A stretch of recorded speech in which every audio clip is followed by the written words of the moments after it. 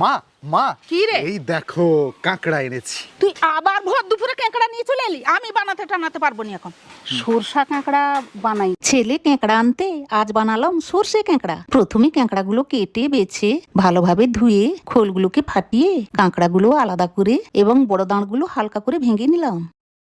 কাঁকড়াগুলোতে নুন, হলুদ, লঙ্কা গুঁড়ো মাখিয়ে নেব। এদিকে শিলে সাদা সর্ষে, রসুন, কাঁচা লঙ্কা, জিরে এবং 1 চিমটি নুন দিয়ে ভালোভাবে বেটে নেব। আর ওদিকে তেল দিয়ে কাঁকড়াগুলো ভেজে নেব 2 থেকে 3 মিনিট। আরো সামান্য তেল দিয়ে শুকনো লঙ্কা, কালো সর্ষে ফোড়ন দিয়ে পেঁয়াজ কুচি, টমেটো কুচি দিয়ে ভেজে হলুদ গুঁড়ো, লঙ্কা গুঁড়ো, নুন দিয়ে কষিয়ে ভাজা কাঁকড়াগুলো দিয়ে মশলা বাটা দিয়ে সামান্য জল দিয়ে 10 মিনিট ফুটিয়ে নিলেই রেডি সর্ষে কাঁকড়া। বাবুরে চলাই, আমি ভাত নিয়ে চলে এসেছি। এবার গরম ভাতে পরিবেশন করুন এই সর্ষে কাঁকড়া আর আনন্দের সাথে খেয়ে বলুন দারুণ।